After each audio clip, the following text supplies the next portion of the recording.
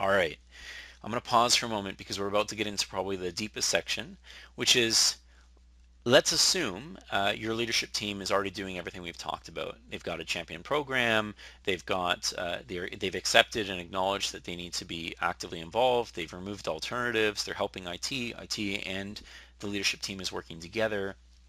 And so we're even taking action on feedback, and we're actively soliciting and looking for feedback. So now, what else can we do? Because we're already doing more than most people.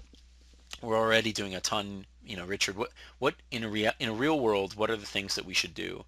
And so I could say stuff like this, but this is again that perception versus reality trick, right? A lot of people say, well, pick a subject. Let's pick your intranet. You could do usability testing, card sorting, improve your taxonomy, your navigation. You could improve your information architecture. We can do diary studies, understand how people are using the technology today, and give suggestions for how they can improve it. We can do different games and other exercises, and so on and so forth. And I'm not saying that these aren't valuable, but these tend to be things that organizations go, I really want to do these things, but it's either too much, or we need to have a clear project that's driven off of this.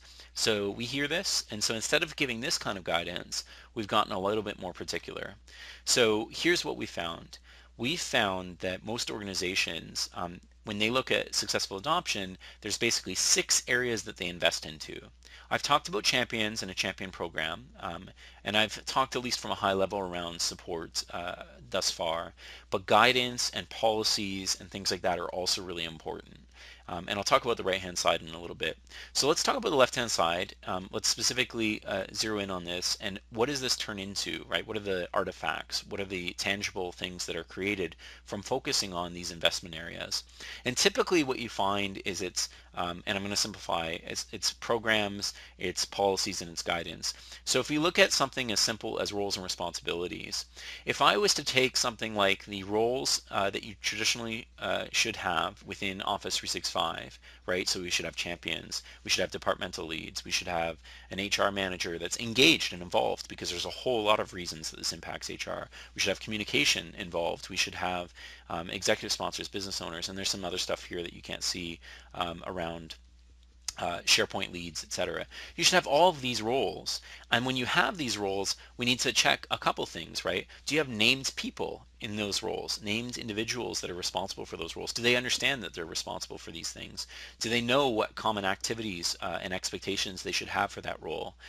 Do you have things like effective resources supporting that role, or that role producing resources for the broader organization? An example of a resource that's specific for HR is understanding the HR processes and the HR plan, and how that maps to technologies like Office 365 and how that's going to connect. Or if you pick a champion one, we talked about resources already, program guides and things like that, things to help people understand the expectations set for champions, things to help people just know who the champions are within the organization. Those are all resources.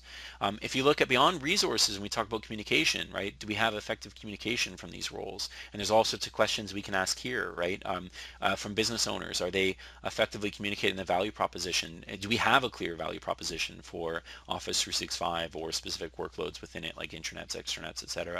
If we look at coordination, do we have effective coordination? Are all the people identified, and are they meeting regularly? Is really the simplest way of explaining coordination.